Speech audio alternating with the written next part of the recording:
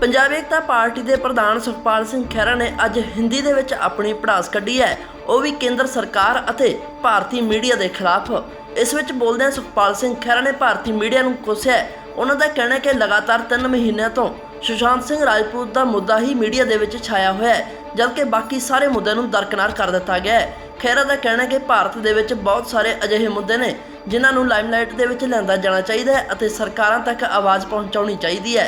ਪਰ ਸੁਖਪਾਲ ਸਿੰਘ ਖਹਿਰਾ ਕਹਿੰਦੇ ਨੇ ਕਿ ਸਭ ਕਾਸੇ ਨੂੰ ਛੱਡ ਕੇ ਮੀਡੀਆ ਇੱਕੋ ਹੀ ਚੀਜ਼ ਦੇ ਮਗਰ ਪਿਆ ਹੋਇਆ ਹੈ।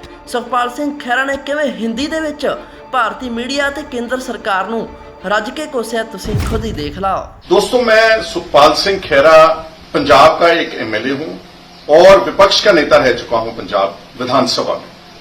आज आप सबसे मैं चर्चा करना चाहता हूं कि किस तरह हमारे देश में नॉन इश्यूज जो है वो सेंटर स्टेज लेकर के रखते हैं और जो आम जनता के बहुत बर्निंग इश्यूज हैं उनका कहीं जिक्र नहीं होता, ना मीडिया में होता है, ना और कहीं डिस्कशंस में होता है, ना अखबारों में होता है। लेटेस्ट इशू में जो बात कर रहा हूं, सुशांत सिंह राजपूत जो एक्टर थे उनकी आत्महत्या की। सबसे पहले तो हम सबको दुख है कि एक अच्छा अपकमिंग एक्टर था और उसकी जो मौत हुई है उससे उसके परिवार को और सारी फिल्म इंडस्ट्री को और जो उसके फैंस हैं उनको काफी दुख पहुंचा है। लेकिन क्या सुशांत सिंह राजपूत की जो सुसाइड है पिछले 3 महीने से वो लगातार सारे देश के ऊपर इतना ज्यादा उसकी वाद विवाद हो रहा है कि जो असली लोगों के इश्यूज हैं वो बिल्कुल कहीं दिखाई नहीं दे रहे। एक सुसाइड और इस तरह की सुसाइड्स अनफॉर्चुनेटली सारे देश में शायद एक दिन में सैकड़े या शायद हजारों भी होती हों, उनका कहीं कोई जिक्र नहीं होता। लेकिन इस सुसाइड को लेकर के सुप्रीम कोर्ट ने सीबीआई जांच लगा दी। बिहार की असेंबली में भी शोर मच रहा है। सारे देश के जो इलेक्ट्रॉनिक मीडिया उसके ऊपर बहुत लंबे अरसे से डिस्कशंस हो रही हैं और एक एक बात जो वो लड़की के ऊपर आरोप है उसकी एक एक पल पल की बात जो है टीवी दिखा रहा है। इसके मुकाबले में जो इस देश में तमिलनाडु से लेकर के पंजाब शायद एक साल में हजारों किसान और खेत मजदूर हर साल आत्महत्या करते हैं क्योंकि वो बहुत बड़े कर्ज में डूबे हुए हैं। इस देश की जो नीति है एग्रीकल्चर के प्रति उसकी नाअहलियत के कारण वो अपनी जानें गंवा रहे हैं। उनका तो एक कारण है अच्छा, और उनकी कोई चर्चा नहीं हो रही। उनमें कभी भी सीबीआई की जांच या कोई ईडी की जांच या नारकोटिक्स ब्यूरो की जांच, 3 एजेंसियों की जांच कहीं दिखाई नहीं दी। एक सुशांत सिंह के केस में 3 एजेंसीज और वो जो लड़की के ऊपर एनसीबी की जांच है उसमें शायद 50 ग्राम गांजा की बात है। कोई इससे ज्यादा बड़ी रिकवरी भी उस रिया चक्रवर्ती से नहीं हुई, लेकिन इतना शोर मच रहा है। और इसके मुकाबले में हाल ही में अगर बात कर ले जो कोविड की सिचुएशन है उसमें बहुत बड़े पैमाने के ऊपर लोग इफेक्ट हुए हैं, बहुत ज्यादा मौतें हुई हैं। उसको लेकर के हमारा जो हेल्थ केयर सिस्टम है उसके बारे में कोई ज्यादा चर्चा नहीं हो रही। कोविड के दौरान ही माइग्रेंट लेबर जो है, गरीब आदमी, वो हजारों किलोमीटर पैदल चल के अपने गांव मध्य प्रदेश और उत्तर प्रदेश और बिहार में गए थे। जाते जाते रास्ते में दर्जनों लोग मारे गए एक्सीडेंट में, ट्रकों ने और ट्रेनों ने उनको मार दिया। उसके ऊपर सुप्रीम कोर्ट ने कोई जांच के आदेश नहीं दिए। वैसे भी सारे देश में बहुत बड़े घोटाले होते हैं जहां ताकतवर पॉलिटिकल लोग, पावरफुल लोग इस देश को दोनों हाथों से लूट रहे हैं। उनके ऊपर ये 3 एजेंसियों की कभी मैंने जांच नहीं देखी। मैं अगर पंजाब की बात करूं तो 2-3 हादसे हमारे या ऐसे स्कैंडल्स हुए हैं जिसमें सीबीआई की जांच या ईडी की जांच चाहिए थी लेकिन नहीं हुई। आज से तकरीबन 1 साल पहले दुशहरे के दिन एक ट्रेन ने अमृतसर के पास 150 लोगों को रौंद दिया, मार दिया, उसमें कोई जांच नहीं हुई। अभी हाल ही में पंजाब में माजा के जो डिस्ट्रिक्ट्स हैं, तरनतारन, अमृतसर और गुरदासपुर में 150 लोग जहरीली शराब पी करके मारे गए। अक्सर किसी ने तो जहरीली शराब बेची है, बांटी है, जो डिस्टिलरियों के मालिक हैं, ताकतवर पॉलिटिकल लोग हैं, लेकिन उनके खिलाफ कोई सीबीआई की जांच नहीं, कोई ईडी की जांच नहीं, किसी तरह की जांच नहीं। अभी हमारे पंजाब में पोस्ट मैट्रिक स्कॉलरशिप जो है दलितों का एक वजीफे की एक स्कीम है गवर्नमेंट ऑफ इंडिया की, उसमें एक बहुत बड़े सरकारी अफसर ने, एडिशनल चीफ सेक्रेटरी ने, उसी महकमे ने सोशल वेलफेयर डिपार्टमेंट ने अपने ही मिनिस्टर के खिलाफ, मिस्टर साधु सिंह धर्मसोत हैं कांग्रेस के, उनके खिलाफ इल्जाम लगाए कि 63 करोड़ रुपया ये हमारे मिनिस्टर रूलिंग पार्टी के, उनके ही अफसर लगा रहे कि ये खा गए हैं। उसमें कोई सीबीआई की जांच नहीं है, कोई ईडी की जांच नहीं है। और वैसे भी देश में इतने इंपॉर्टेंट बर्निंग इश्यूज हैं कि पिछले जो रिपोर्ट आई है 3 महीनों में जो हमारी इकोनॉमी है वो ऑलमोस्ट 23% जीडीपी जो है वो श्रिंक कर गई है, कॉन्ट्रैक्ट हो गई है, उसमें गिरावट आई है। और इस बड़े पैमाने पर जब इकोनॉमी जो उसमें निखार आता है जीडीपी में, उसे लाखों लोगों की जिंदगियों के ऊपर, करोड़ों लोगों की जिंदगी इफेक्ट करती है, लेकिन उसकी कोई चर्चा नहीं है टीवी स्टूडियोज में, बहस में। बेरोजगारी की कोई चर्चा नहीं है।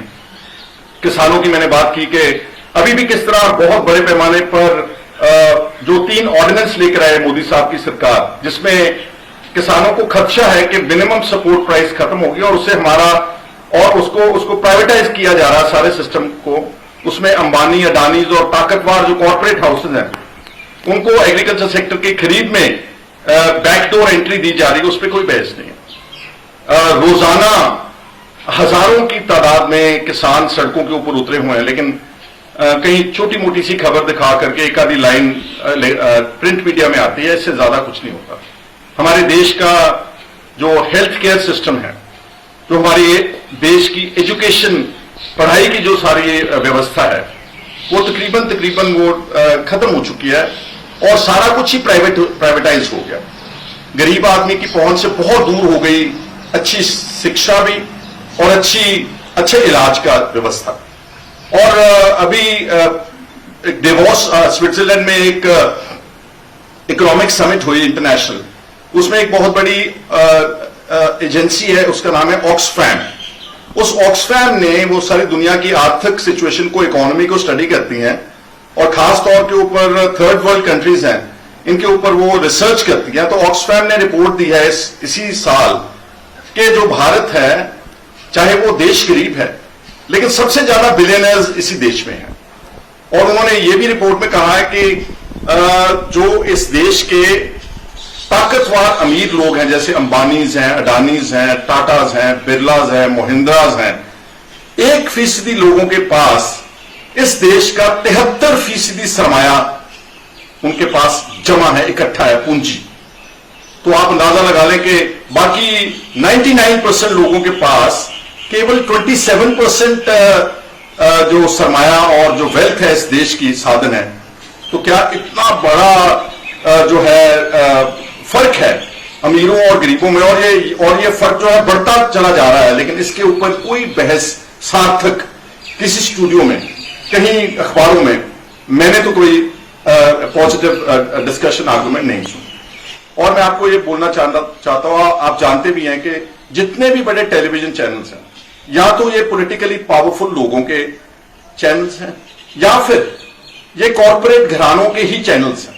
जिन लोगों का भी मैंने नाम लिया ये इन लोगों के हैं। तो इनका क्या है मतलब? इनका मतलब है कि पैसे कमाना है, कि हमारा कौन सा माल जो हमारा सबसे ज्यादा बिकेगा। इनको अपनी टीआरपी रेटिंग से मतलब है। इनको नहीं मतलब कि इस देश के रूरल एरियाज में कहीं बलात्कार हो रहा है या कोई औरतों के खिलाफ बहुत बड़ा क्राइम हो रहा है, इनको कोई मतलब नहीं है। इन्होंने अपनी टीआरपी रेटिंग्स देखनी है, और टीआरपी रेटिंग्स के कारण ये सुशांत राजपूत का मसला पिछले 3 महीनों से अपने टेलीविजन चैनल्स के ऊपर इतने जोरदार ढंग से उभार रहे हैं कि हम सबका फोकस है उसके ऊपर। और उसके बाद उसी विवाद में फिर कंगना रनौत की जो एक्ट्रेस हैं, उनकी एंट्री होती है, उनका उद्धव ठाकरे से वाद विवाद। मैं देख रहा था कि कंगना को चलो वाई प्लस सिक्योरिटी, मतलब I don't think it makes any sense at all, पर चलो उनको सुरक्षा दे दी गई है। अब उनकी एक एक मूवमेंट के ऊपर जो टेलीविजन हैं वो यहां तक कि विमान में, एयरक्राफ्ट में घुस करके भी उनकी इंटरव्यूज करने की कोशिश की है। और मैं देख रहा था कि कंगना रनौत सेलिब्रिटी है, नो डाउट एक्ट्रेस हैं, उनकी कोई भी चर्चा, कोई बात है तो कितने 14 मिलियन लोग देख रहे हैं, ऑलमोस्ट 1.5 करोड़ व्यूअर्स। उसमें कंटेंट क्या है? उसमें इस देश की बेहतरी के लिए, गरीबों के लिए, रोजगार के लिए, पढ़ाई के लिए, यहां सेहत की जो हेल्थ केयर सिस्टम उसके लिए क्या है, other than gossip and other than तू मैं, इसमें कुछ नहीं है। और मैं तो समझता हूं कि इस देश का जो एजेंडा है, अब इलेक्ट्रॉनिक मीडिया और मीडिया के चैनल और अखबारें सेट कर रही हैं। सरकार मीडिया नहीं, सरकार एजेंडा नहीं सेट कर रही, पॉलिटिकल पार्टीज ऑपोजिशन एजेंडा नहीं सेट कर रही, जो बातें सेंटर स्टेज के ऊपर आनी चाहिए वो नहीं आ रही। ऐसे मसले, सुशांत सिंह राजपूत की सुसाइड, और इसने 3-4 महीने इस देश के ले लिए, और इसी आड़ में जो असली लोगों के मुद्दे, जैसे मैंने बोला कि जो इकोनॉमी श्रिंक की है, जीडीपी गवर्नमेंट आप मान रही है कि 23% हमारी इकोनॉमी डाउन गई है, नेगेटिव गई है, और उसका कितना बड़ा इंपैक्ट हुआ उसकी कोई चर्चा नहीं।